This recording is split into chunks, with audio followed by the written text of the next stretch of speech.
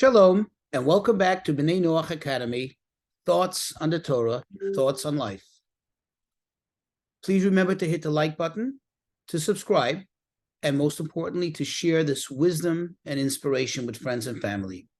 So I want to take this opportunity to respond to a very intriguing question that came in from one of our viewers on the comments. It's actually part of a question, but I will respond to this particular question. Could you possibly explore in more detail the concept of sin according to the Torah? Let's just first start with this. And I'm not going in any particular order, but it's important to get some perspective. What is the idea of sin? In Hebrew, there are many words, if that's in biblical Hebrew, for sin. Some of them are actually reflective of a more severe sin. Some of it is very general for all sin. And then you have, of course, the level of the quote-unquote seriousness or feloniousness of the sin. But in general, a very universal term for sin is chet. The word chet. Chet means sin. But what does really the word mean? What's the etymology of the word? What does it come from? From what root? Well, the real meaning of the word chet as a word means deficiency. Something is deficient. Something is missing. Something is lacking. If you think about it, anytime a person can commit any whatsoever type of sin, meaning one can go against God's will, can do against that which God has told us that he expects from us, either by failing to fulfill a positive commandment that we should be doing, or by, unfortunately, succumbing to our temptation and failing to withstand the temptation of a negative commandment of not, committing that sin. That is a deficiency. That says that there's something lacking. There is something missing in the connection between us and God.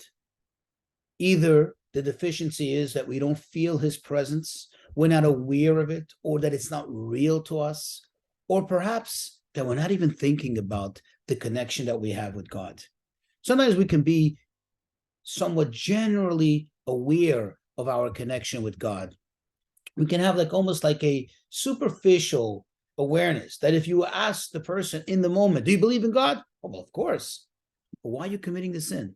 Because unfortunately, that belief is so superficial that it doesn't permeate the person's full awareness at the moment, and therefore it is not affecting the person's decision-making as to not to commit that sin, not to commit that transgression. So the idea of deficiency actually is used to describe the very first sin, the sin of the tree of knowledge. It is called chet. Now you're familiar with that word. Chet, eitz hadat. The chet, the sin, the deficiency of the tree, eitz is tree, hadat, of knowledge. Thus, it tells us, anytime someone commits a sin, it's due to one thing, and one thing only, and that is a deficiency in the person's connection with God, in the person's awareness, in the person's reality of this connection. That's the only way it can come about.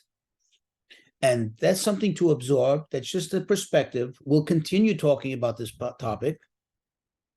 But if you think about it, the more somebody is aware of God's presence, the more likely they are to overcome any whatsoever temptations, any whatsoever instinctive impulses, so to speak, to commit something that is against his will. And in fact, this brings to mind the story of in the Talmud, where there was a great, great sage. Before his passing, his students asked him for a parting blessing. And they said, Rabbi, please, could you give us a blessing of wisdom? And he said to them, sure. My blessing to you, my dear students, is that yet you fear God like you fear man. And they were shocked. They were taken aback. Is that a blessing? I mean, you should fear God more than you fear man. How could you fear God as you fear man? But he explained it to them. He said, I'll tell you what I mean. Typically, when a person is about to do something wrong, immoral, unjust, what is the first thing that comes to mind? I hope no one sees me. We're afraid of man. We're afraid of what the other person is going to think about us or to get caught. Thus, he says to them, we should have that same fear of God. If you have that fear of God, that level of awareness of God's presence, that you are afraid or perhaps even more embarrassed for God to see you doing the foolishness that you're about to do, that will prevent you from doing it. At least if it's as much as one is typically afraid, one is typically embarrassed of what another human being might see in them or might see them doing. So that's a very good starting point as in terms of perspective and what is the idea of sin.